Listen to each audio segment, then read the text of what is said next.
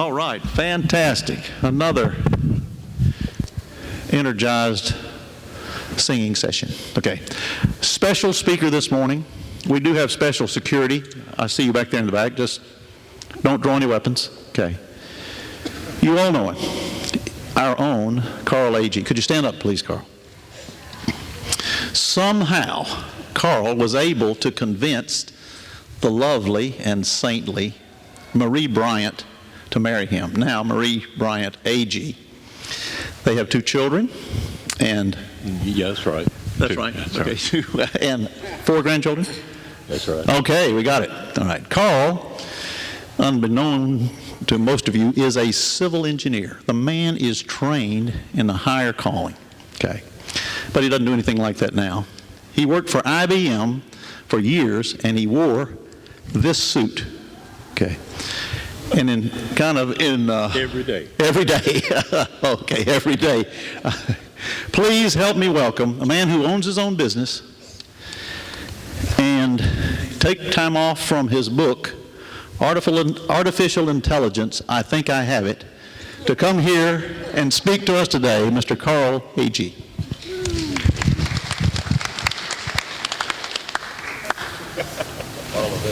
You never know, Carl. That's right, you don't. Yeah, bring the mic back. I have it.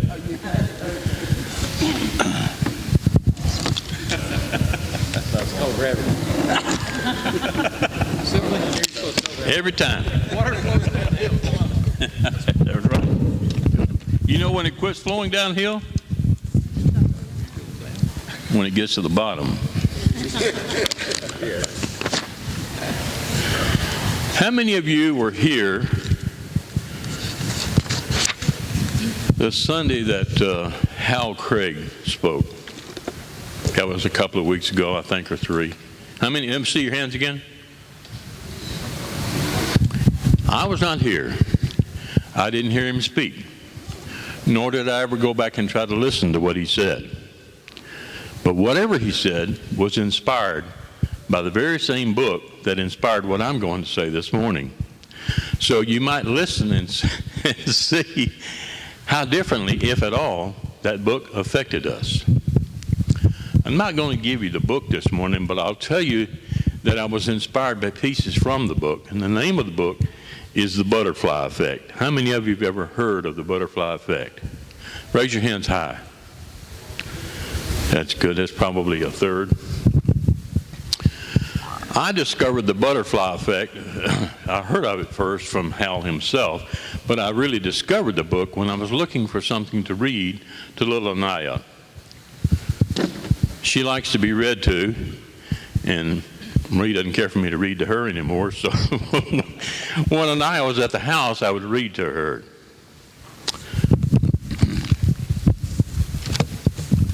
When I asked you if you'd heard Hal speak, I was reminded of the preacher who was sitting at the desk to prepare his sermon for the next Sunday, and he couldn't for the life of him remember what he talked about. But he had a desk drawer or file cabinet with lots of sermons in it, and he put them together in the way he was going to present them. And so he simply needed to know which sermon is next.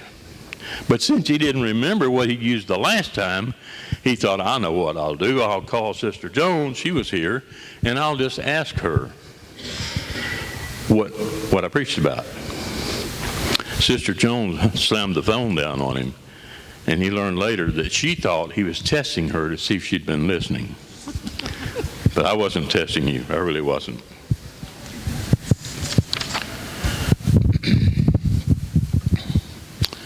This tale starts on the day after April's Fool, 2004. And my nose has been running since that time. It still is. Yeah. The day after April Fool, 16 years ago, ABC News had a regular feature every Friday night in those days, so that as part of what they talked about, they would announce their person of the week. And on that day, they named a 91-year-old man. But first, they described the reason that they had selected this particular man. And the TV audiences around the world wondered, who is he talking about? Most of them have never heard of that man. Most of you have never heard of the man, at least consciously. I had never heard of the man consciously. And normally when someone is announced that they're about to receive a reward, and the speaker goes through the list of reasons why they're being recognized, well, you know before they tell you the name who they're talking about. Most recently, one I can remember is Pat Summitt. If you follow college athletics at all, when they began to describe Pat Summitt without giving you her name, you knew who they were talking about. I think Pat Summitt still holds the record for the most games won by a college coach in basketball, man or woman. Is that true? Good. And I have seen on my Facebook page since she died, people that I know with whom I communicate had never played sports, never went to UT, but they really liked that lady. And all I could figure was they must have known some people who played for her because of things they say about her. But on this night, the audiences did not know who he was talking about. They said that the winner of the recognition was Norman Borlaug. He got credit for saving 2 billion lives. And now at the age of 91, in 2000, whatever I said, 4 I think, he was being recognized as the Man of the Week for saving 2 billion lives. But the man who wrote the book that inspired me to talk to you knew that Norman Borlaug did not deserve that credit. And the man who wrote the book was well enough known that he could have made a big noise about it. But instead, he just wrote a book. If you'd been a student of history, you would have known about Norman, but you might have wondered why he got the credit instead of either of at least 3 other better-known people. But these others would have been glad for Norman to have had the credit. And that's part of what I'm talking about this morning. This little story reminds me that there's no telling what you can do if you don't care who gets the credit. Have you ever had a good thought, Ginger, and said, you know, I don't believe I'll do that, or I don't think I'll bring it up, because if I bring it up, somebody's going to do it before I can? No. I've had that thought. Selfishly, I've had that thought. And Marie told me one day, Carl, you know, if you just wouldn't worry about who gets the credit, you still have fun. And I practiced that. I'm shaking not because I'm nervous. I'm shaking because I have a whale of a bug of some sort. So don't think I'm nervous. I'm not going to fall down.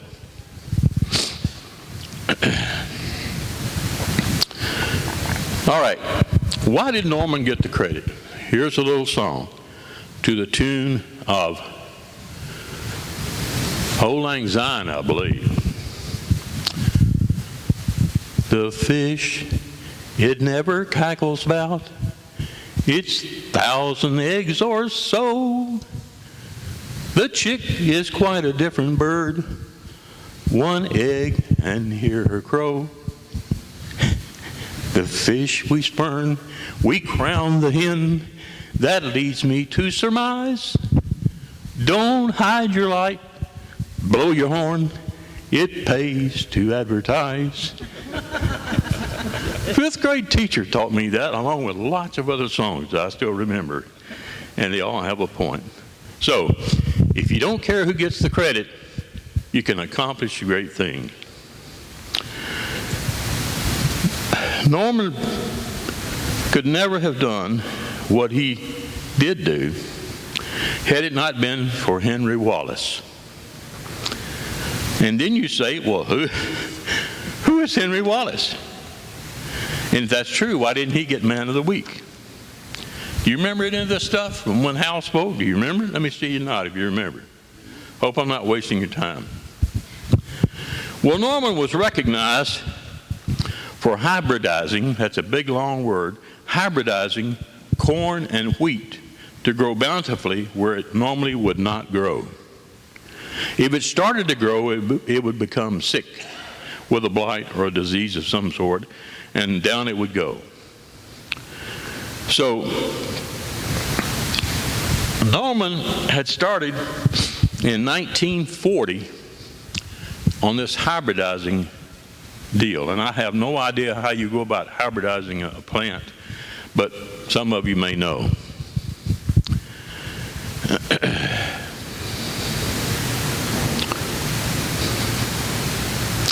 He worked on wheat and corn mainly, and he made them so that they saved 2 billion lives. Shucks, no pun intended. Norman had been working on the disease and drought since 1940. But it took old Henry Wallace to put Norman on the map. Well, who was Henry Wallace? Who in the world was Henry Wallace? He was the second of 3 vice presidents that served FDR. FDR served 4 terms, I'd forgotten that, and Henry was one of his vice presidents preceding Harry Truman himself. That's who Henry Wallace was. But what did Henry have to do with Norman? You can accomplish great things if you don't care who gets the credit. Henry was America's VP from 1941 until 1945, and he served until they kicked him out and took Harry Truman as their choice over him. Borlaug had been working on this project of hybridizing wheat and corn for a while, and Henry Wallace had been a Secretary of Agriculture before he began serving as Vice President. He's without a job. He needs something to do. So he goes and uses his skills at lobbying and gets money so that he can put Borlaug to work in Mexico on an experimental farm to further develop this corn and wheat to make it so it will grow.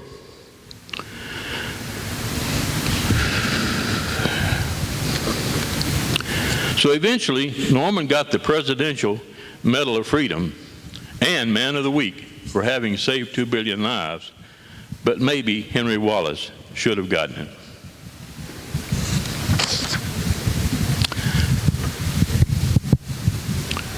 Turn for me, please, to 1 Corinthians 3:16. I'll have a couple of versions of that read.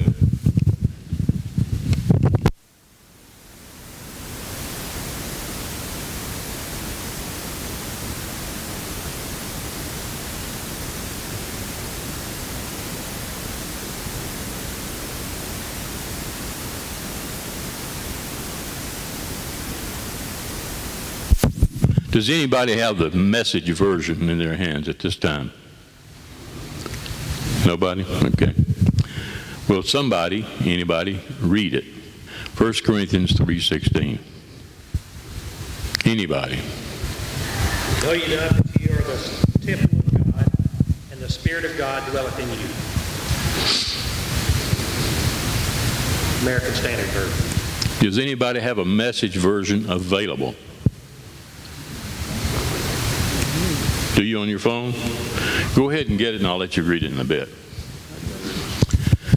But Henry Wallace, former Secretary of Treasury, former VP, could never have done what he did. He never could have discovered or much less assisted Norman had it not been for, ta-da, who? George Washington Carver. Well, who was George Washington Carver? And where did he come from? And where did he get his name? He was born He was born what? in Missouri. Missouri? He was born in Missouri. And he's the peanut man. He was a what? Peanut man. A peanut man. We know him best for peanuts or potatoes, I believe it is. Peanuts and potatoes. Brilliant man. And he was a brilliant man, and he loved children. I don't know if Hal covered that. Okay, you got it now? Read it. 1 Corinthians 3:16. Yes. Read it loud. You realize, don't you, that you are the temple of God and God himself is present in you. Is that it?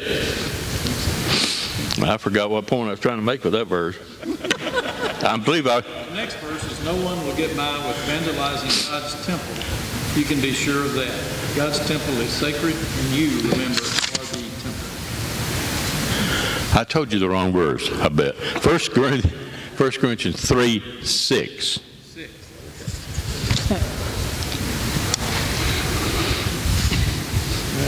And you may have read the wrong verse too.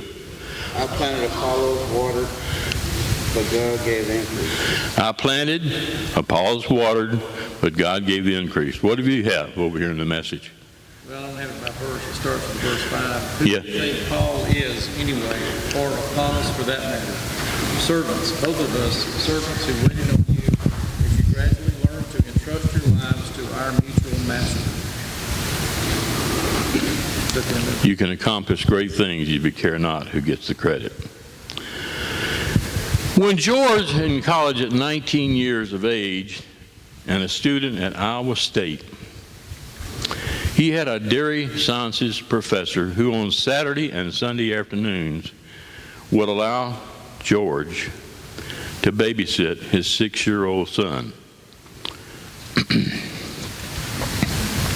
So now we have a babysitter that's in the story who's going to contribute great things and help save 2 billion lives. Carver got that young boy of 6 interested and pointed him in the very specific direction long before he ever became VP of the USA.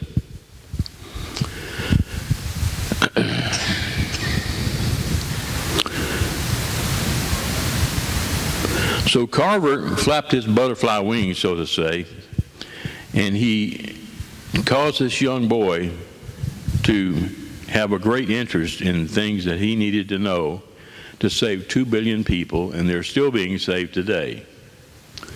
So maybe it was George Washington Carver that should have been Person of the Week.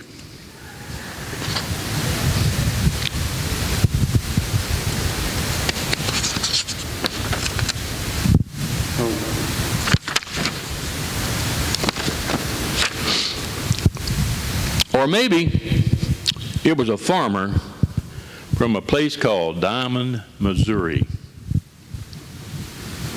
And this begins to answer for me how it was that George Washington Carver could have been in college to start with, because it wasn't an easy thing to do in those days, not nearly as easy as now. The farmer's name was Moses. You remember? His name was Moses. And he lived in a slave state, but he didn't believe in slaves. So because he didn't believe in slaves, and because he lived in a slave state, he was a sitting duck for Quantrill's raiders. And Quantrill's raiders came by, burned his buildings, killed a lot of his livestock, took all of his horses but one, and away they went. And they also took with them a lady who happened to have a baby in arms, and she would not leave the baby behind. She took the baby. And on a cold January night, they did all this. Because she wouldn't let go of the baby, they took her, and apparently they killed her, but that baby was still alive. So the wife of Moses said, "We've got to get the baby back." And she arranged a meeting in the dark of a cold night at a crossroads somewhere not so far away to meet with these guys who wore KKK-type hoods over their head, holes for their eyes. He went and met them to try to get the baby back. He only had one thing of value that the raiders cared about, and that was the horse on which he had ridden to get there. So he traded them his horse, knowing he would have to walk back home in exchange for the baby.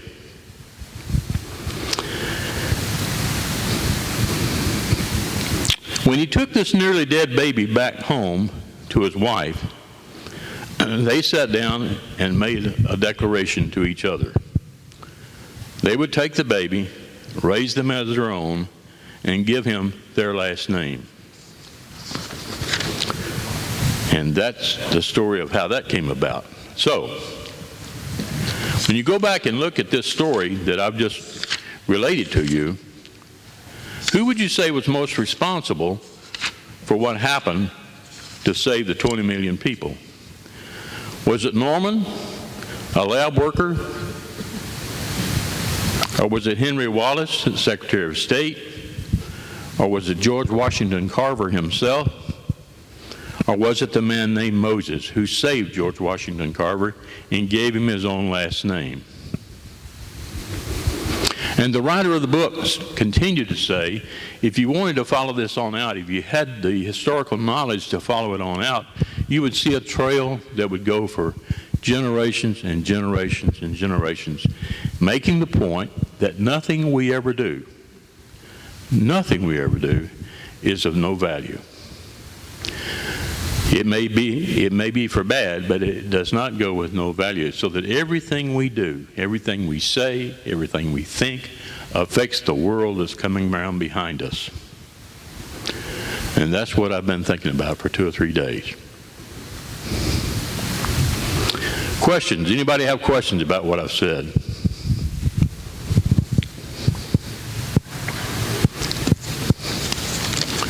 All right, I need you to find another passage for me. I'll get it right this time. Proverbs 10 and 7. And if you'll find it, please, Mr. Bendall, in the version that I prefer, but we'll listen to any other version too. Who would like to read Proverbs 7 before Greg?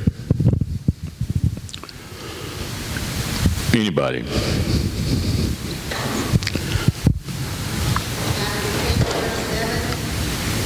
Ten and 7, Proverbs, go ahead. The memory of the righteous will be a blessing, but the name of the wicked will rot. The name of the righteous will be a blessing, but of the wicked will rot. Greg, you got 10 or Proverbs 10 and 7. That version he's looking at does not have the verses clearly marked. You kind of have to say, okay, it's somewhere in this little passage right here. But it puts it down where I can understand it. pretty far down. Yeah, pretty far down.